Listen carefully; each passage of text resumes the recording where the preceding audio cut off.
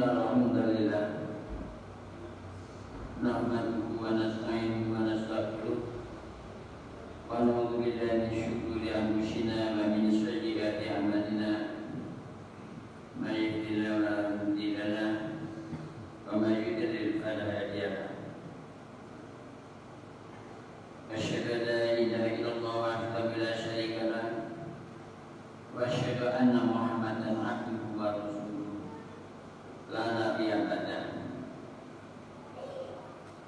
Allahumma shalli ala Muhammad wa ala ali Muhammad kama shallaita ala Ibrahim wa ala ali Ibrahim wa barik ala Muhammad wa ala ali Muhammad kama barakta ala Ibrahim wa ala ali Ibrahim fil alamin innaka Hamidum Majid.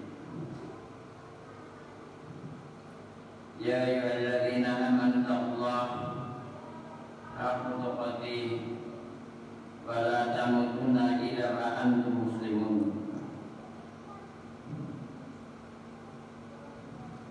Wa qala aidan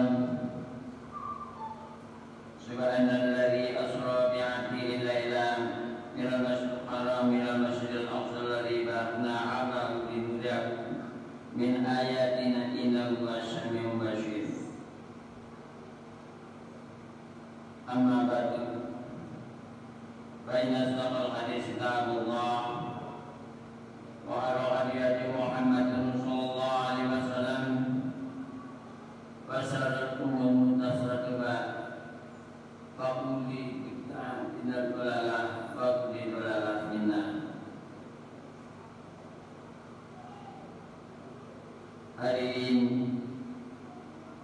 sidang Jumat yang berbahagia,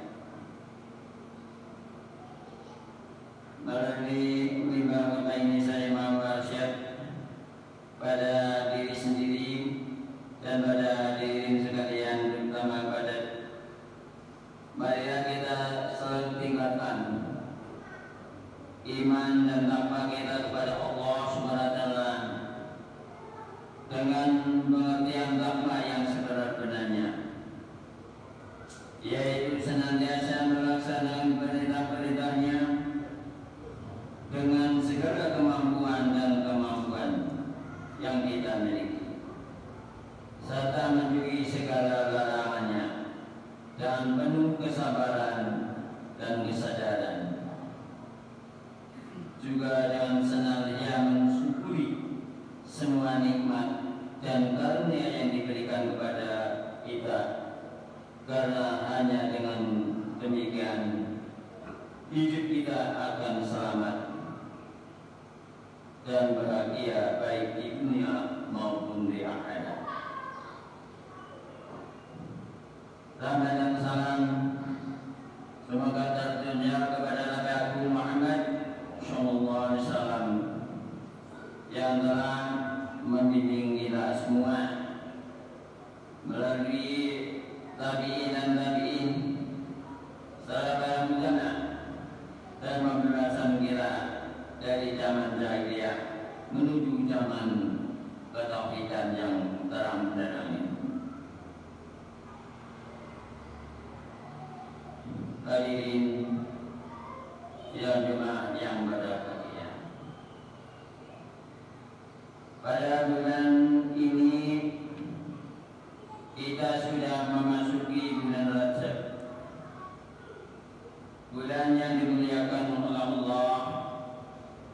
Ada suatu peristiwa yang penting dialami Nabi besar Muhammad SAW dalam sejarah hidupnya. Peristiwa yang terjadi dengan peristiwa Isra Mi'raj. Malam Isra Mi'raj adalah suatu malam yang istimewa dibandingkan malam-malam yang lainnya. Sebab pada malam itu Allah memberikan kepada beliau suatu kemuliaan dan penghormatan yang tidak diberikan kepada nabi-nabi lainnya. Maka peristiwa itu selain sangat penting artinya bagi umat Islam, juga merupakan salah satu cara menambahkan iman dan ujian bagi umatnya. Pada malam itu Allah Subhanahu wa taala menampakkan cahaya dirinya di hadapan baginda Rasul, seraya menikmatkan samudera karunia dan kenikmatannya dalam tempo yang singkat. Maka Isra Mi'raj menjadi salah satu mukjizat beliau dalam menyampaikan risalah Islamiyah, agama fitrah yang diridhoi Allah Subhanahu wa taala. Perjalanan Isra dan Mi'raj mentajukkan itu dimulai dari Masjidil Haram hingga Masjidil Aqsa di Yerusalem, Palestina. Setelah itu dilanjutkan naik ke 7 petala langit sampai di Sidratul Muntaha dan diteruskan hingga ke Mustafa, suatu tempat yang tidak bisa dijangkau oleh iptek atau ilmu pengetahuan dan teknologi, dan diketahui hakikatnya oleh siapapun selain beliau sendiri. Kemudian beliau kembali lagi ke Masjidil Haram di Mekah. Dua peristiwa besar tersebut oleh Allah diharapkan dalam Al-Quran pada surat yang berlainan. Kisah Isra Mi'raj dan hikmahnya diterangkan dalam surat Al-Isra ayat 1, sedangkan kisah Al-Mi'raj hasilnya diterangkan dalam surat An-Najm ayat 13 sampai 18. Hikmah Isra sebagaimana yang ditegaskan dalam Al-Quran ialah bahwa Allah hendak memperlihatkan kepada hamba-Nya Nabi Muhammad SAW sebagian dari tanda-tanda kekuasaannya. Sedangkan dalam Mi'raj, Al-Quran menjelaskan bahwa Rasulullah menyaksikan sebagian dari tanda-tanda kebesaran Allah, agar keduanya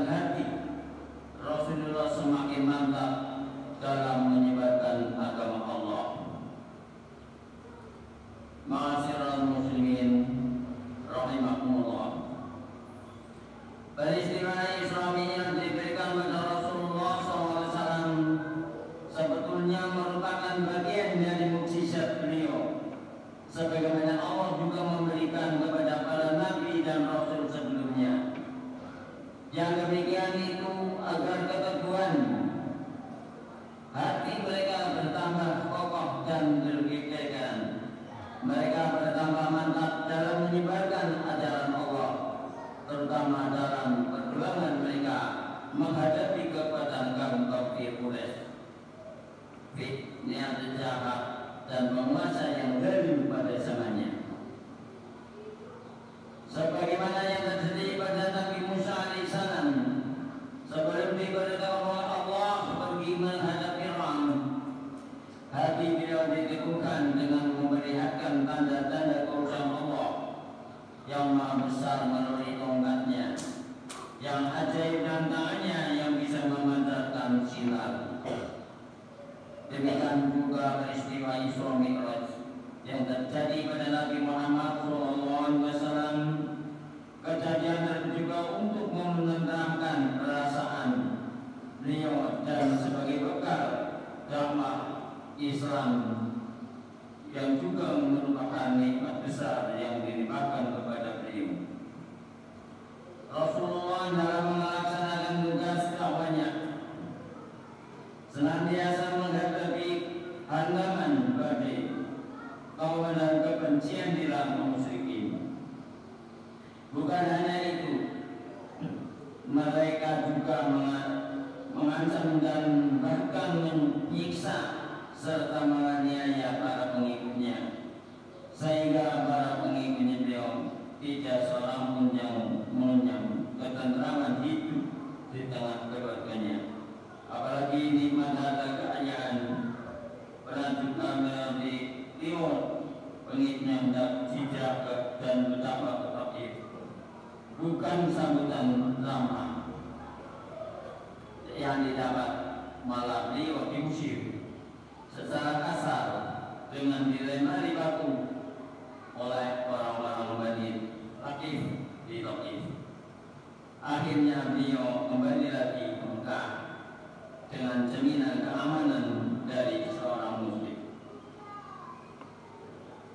Lalu beliau berdoa mohon perlindungan dan jaminan keselamatan bagi para pengikutnya pada Allah, dan hanya padanya beliau menumpahkan segala keluhan dan keadaan. Untuk itu maka Allah mensiapkan segala kemudahannya dengan memberikan perjalanan mengagumi 7 batara langit agar tadi beliau merasakan betapa sejuknya hidup tenang dan tentram. Selain itu, yang diwakilkan beliau merasakan langsung adanya pengawasan dan perlindungan ilahi yang diberikan padanya sejak beliau mengesahkan Allah dan selalu mengajak kaumnya untuk bertauhid dan sujud pada Dia. Isra Mi'raj yang terjadi pada pertengahan masa kenabian, beliau semasa 23 tahun, juga merupakan suatu pengobatan untuk menyembuhkan penderitaan masa lalu dan sebagai penyebaran benih kepada kalian di masa mendatang. Dengan penyaksian secara langsung sebagai dari tanda-tanda kebesaran dan kekuasaan Allah di langit, maka sudah pasti amat besar pengaruhnya bagi kemantapan sikap dan keyakinan hati beliau dalam menyebarkan agama Allah dan menghadapi kebencian kaum kafir Quraisy. Hadirin yang rahimahumullah, selain hikmah di atas, peristiwa Isra Mi'raj juga memberikan ketegasan akan keyakinan umatnya pada ciri utama agama Islam sebagai agama fitrah yang benar dalam sebuah hadis yang menceritakan tentang Isra Mi'raj. Rasulullah SAW mengatakan, "Luma utiku bi anna minal khamri wa inna minal labani fa'abdakum labanan wa qala hadza fitrah alladhi anta 'alaiha wa ummatika." Artinya, kemudian Jibril membawa kepadaku 2 buah tempat berisi arak dan susu. Lantas ku ambil yang berisi susu. Lalu Jibril berkata, "Inikah fitrah yang kamu dan umatmu akan berada di atasnya." Pada fitrah yang sehat itulah intisari agama kita. Tidak mungkin pintu 7 petala langit akan dibuka bagi orang yang memberi ngebu dan berhati cerdas. Pada era globalisasi yang akan seorang peradabannya semakin bertambah maju ini, umumnya manusia makin suka melakukan sesuatu yang dibuat-buat. Ulah tingkah manusia semakin tidak karuan, akhlak diabaikan, norma-norma tidak tinggalkan. Hal inilah yang membuat padam cahaya kemudian kita dan mengeluhkan kejernihan acaranya. Hadirin tidak cuma yang dimuliakan Allah. Pada saat Rasulullah diisra-mi'rajkan, beliau menerima perintah ilahi yang berupa sholat fardu 5 kali sehari semalam. Kedua itu jelas di langit agar sholat menjadi mi'raj bagi pelakunya dan dapat mengangkat ke martabat yang lebih tinggi yang sanggup menunjukkan hawa nafsu serta bujuk rayu keduniaan. Sholat 5 waktu diwajibkan oleh Allah.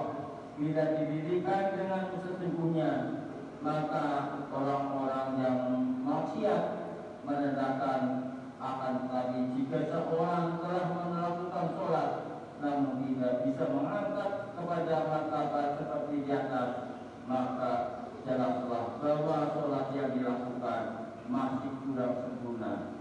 Sebagaimana yang dikatakan dalam hadis Nabi bahwa sholat adalah tahur, yaitu pensucian diri, pensucian dari debu yang menelusuri hati dan membersihkan kotoran dosa yang melekat pada diri dan kehidupan manusia.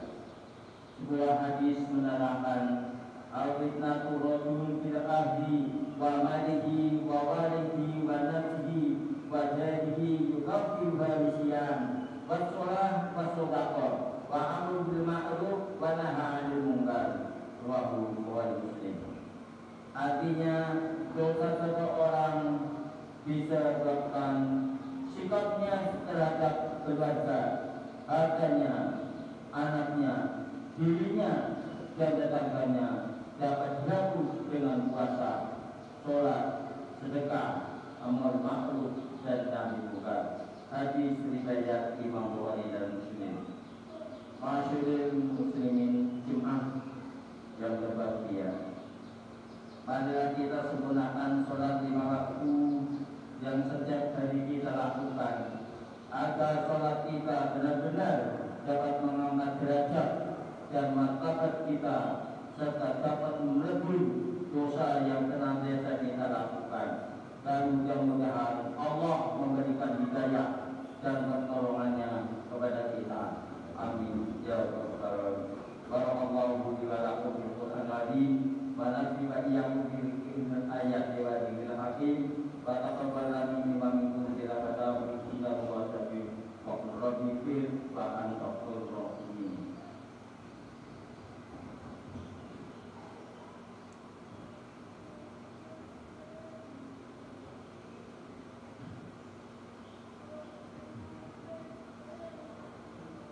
Alhamdulillah, alhamdulillahilladzi hadana li hadha wa kunna linahtadiya lawla an hadana Allah.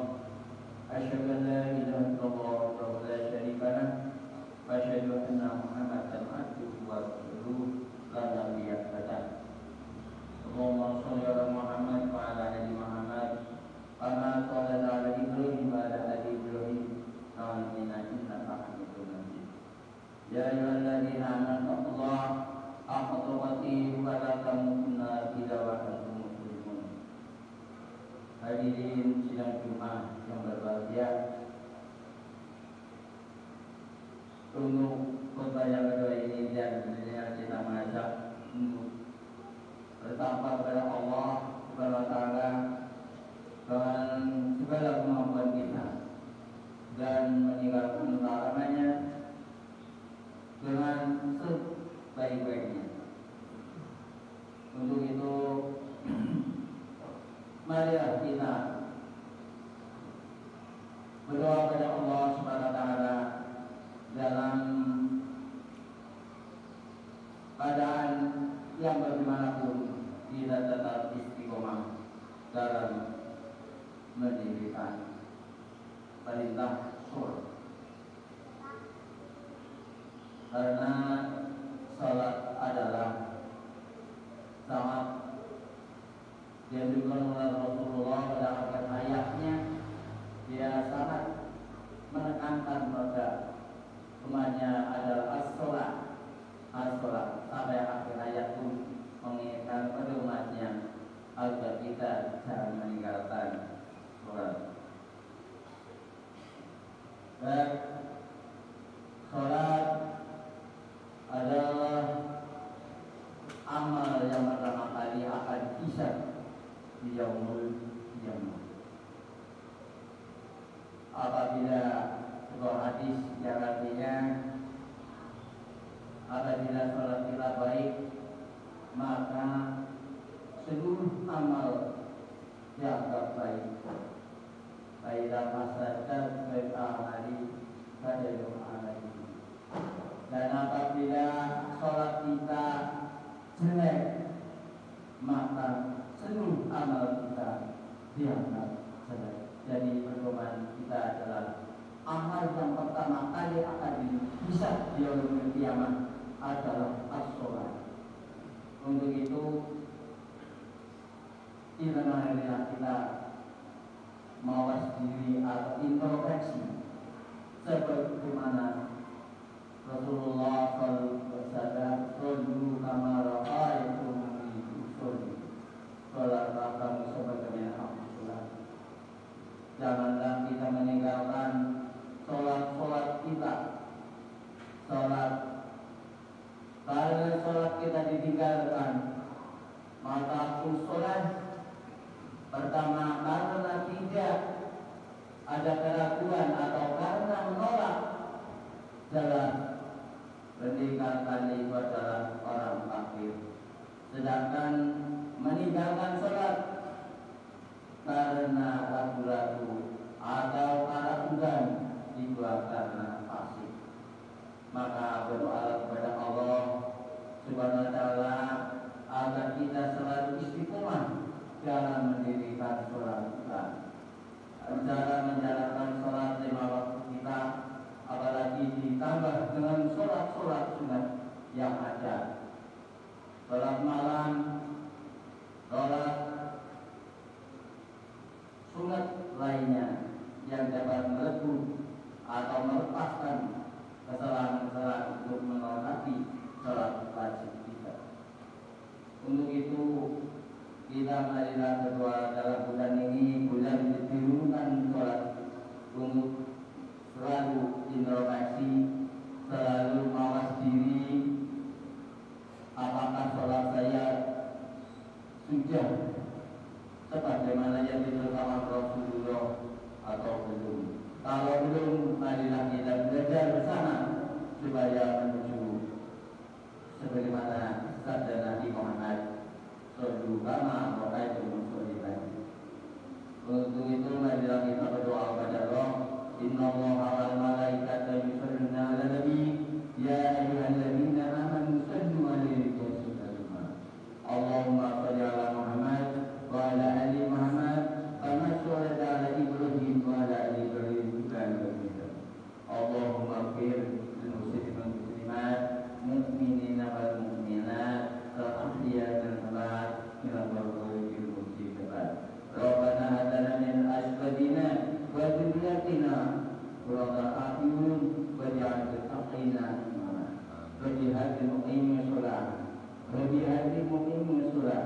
Rabbi habli muqim salana.